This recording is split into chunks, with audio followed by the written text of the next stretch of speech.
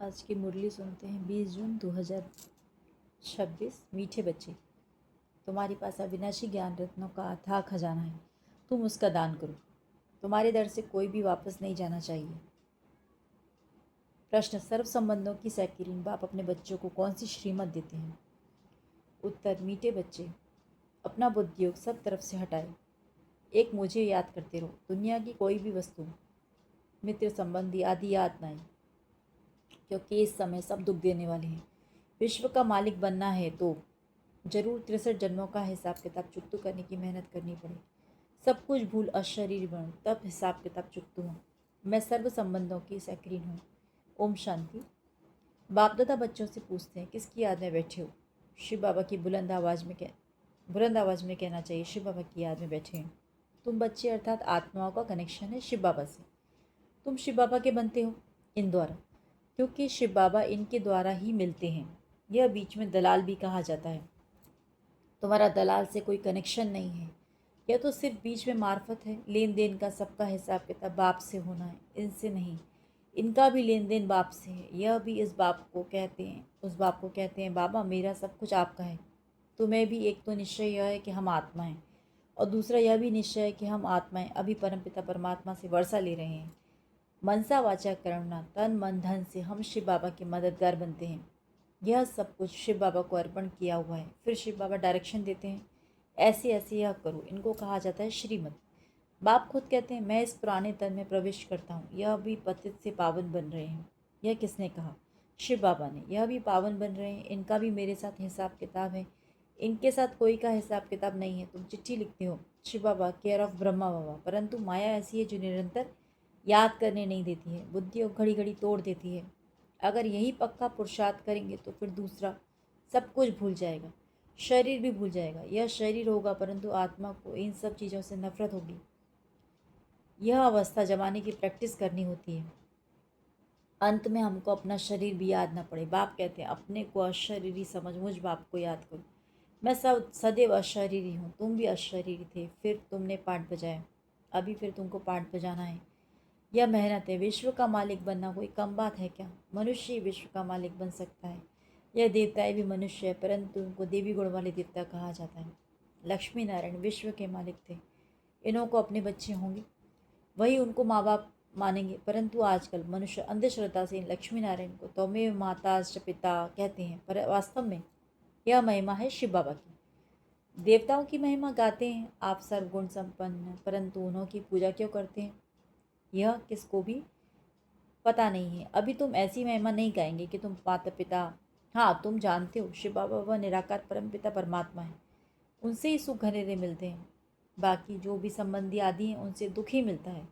यह तो एक सैकरीन है जिससे सर्व संबंध की रचना मिलती है। इसलिए बाप कहते हैं, मामा काका चाचा आदि सबसे बुद्धि हटाए मामे कम याद करो। तुम गाते भी हो, दुख करता सुख करता, सर्व का सदगति दाता एक ही है, वही हमारा सब कुछ है। लौकिक बाप से भी दुख मिलता है। बाकी टीचर है जो किसको दुख नहीं देते। टीचर पास जाकर पढ़ने से तुम शरीर निर्वाह करते हो। हुनर सिखाने वाले भी होते हैं, वह सब अल्पकाल के लिए टीचिंग करते हैं। अब भक्ति में भी महिमा एक बाप अथवा एक राम अथवा परमपिता परमात्मा की ही करते हैं, उनको ही याद करते हैं। वास्तव में भक्ति भी एक की ही करनी है। वह एक ही तुमको पूज्य बनाते हैं। तुम पहले पहले एक शिव बाबा की पूजा करते हो, उनको सतो प्रधान भक्ति कहा जाता है। फिर आत्मा भी सतो प्रधान से सतो रजो तमो बनती है। तुम समझते हो, हम पुजारी बनते हैं। तुम पहले एक शिव की पूजा करते हो, फिर कलाएं कमती होती जाती है। भक्ति भी सतो प्रधान से सतो रजो तमो बन जाती है। सारा ड्रामा तुम्हारे ऊपर ही बना हुआ है। आप ही पूजो, आप ही पुजारी। जो 84 जन्म पूरे लेते हैं उनकी ही कहानी है, उनको ही बाप बेट बताते हैं तुमने 84 जन्म कैसे लिए हैं। हिसाब ही उनका है। जो पहले पहले पूज्य देवी देवता बनते हैं वही पुजारी बनते हैं। बाप कहते हैं, मैं कल्प कल्प आकर तुमको पढ़ाता हूँ और देवी देवता धर्म की स्थापना करता हूँ, राजयोग सिखाता हूँ। भगवान तो एक ही होता है। वह तो कहते हैं ठिक्कर बित्तर कड़कड़ में परमात्मा है, परंतु ऐसे तो हो नहीं सकता। भगवान की तो महिमा अपरंपार है। कहते हैं, हे बाबा तुम्हारी गतिमति न्यारी है, अर्थात तुम्हारी जो श्रीमत मिलती है वह सबसे न्यारी है। बाप को कहते ही हैं गति सदगति दाता परमपिता परमात्मा। तो बुद्धि ऊपर में चली जाती है। दुख के टाइम उनकी ही याद आती है। अगर राम सीता बुद्धि में हो, फिर तो सारा रामायण बुद्धि में आ जाए। तुम तो पुकारते ही हो उस एक बाप को। सिवाय एक बाप के कोई भी साकारी मनुष्य व आकारी देवता से बुद्धि नहीं लगानी है। पतित पावन है ही एक बाप। कोई भी सत्संग में जाकर यही गाते हैं, पतित पावन सीताराम, अर्थ कुछ नहीं। यह सब भक्ति मार्ग का गायन है।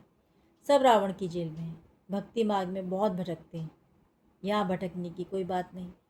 बाप समझाते हैं बच्चों को पॉइंट्स बुद्धि में अच्छी रीति धारण करनी है, पढ़ाई रेगुलर करनी है। अगर कोई कारण से सवेरे नहीं आ सकती तो दोपहर को आ जाना चाहिए। किसको तंग भी नहीं करना है, सारा दिन पढ़ा है, कोई भी समय जाकर पढ़ना है।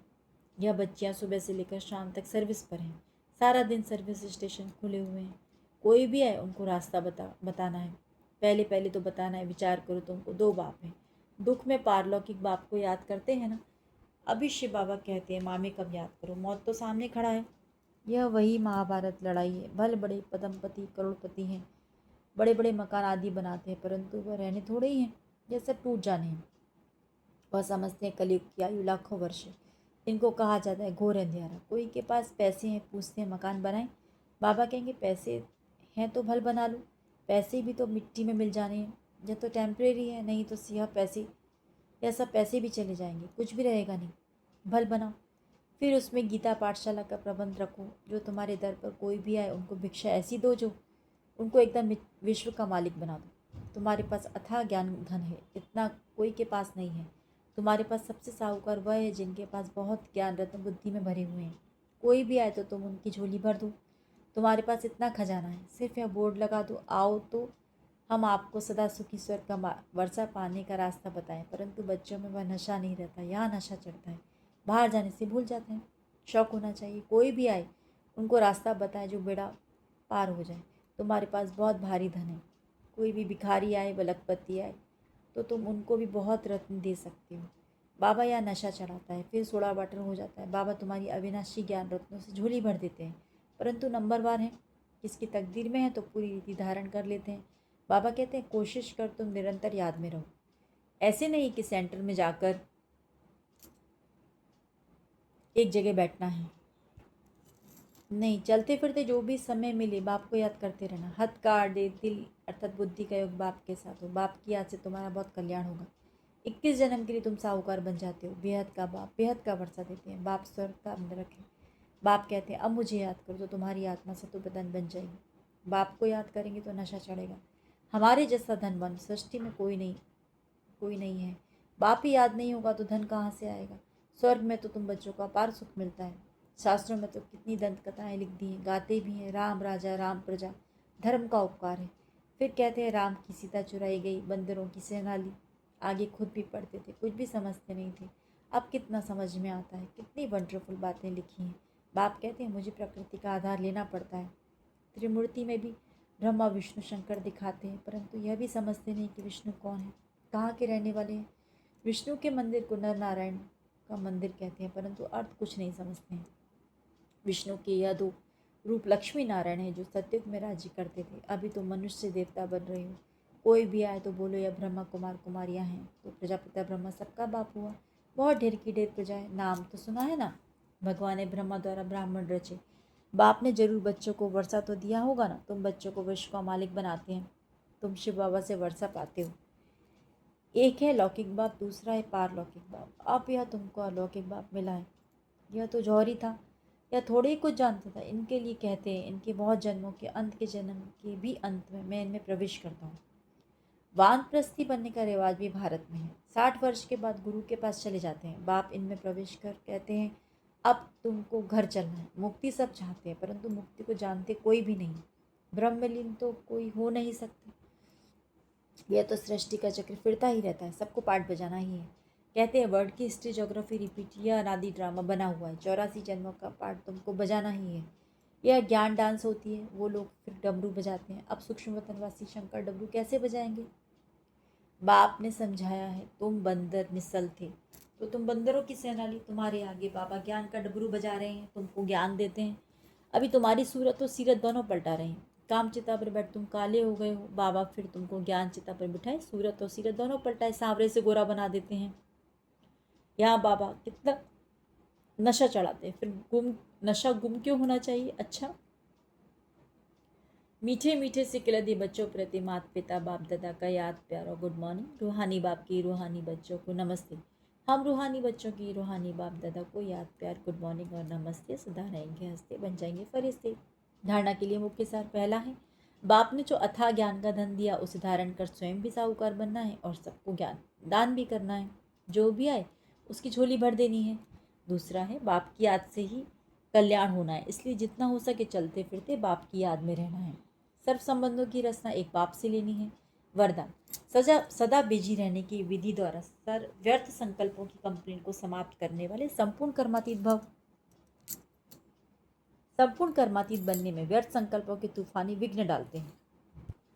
इस व्यर्थ संकल्पों की कंप्लेंट को समाप्त करने के लिए अपने मन को हर समय बिजी रखो।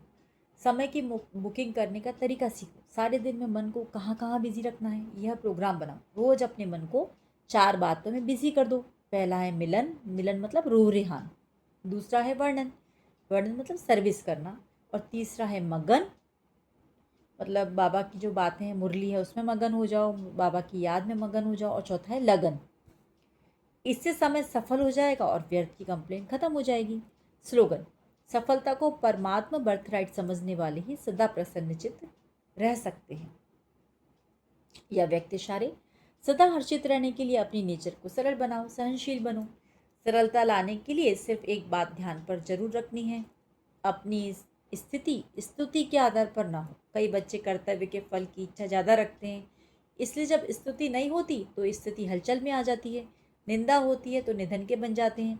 अपनी स्टेज को छोड़ धनी को भी भूल जाते हैं। इसलिए स्तुति के आधार पर स्थिति नहीं रखना है। ओम शांति।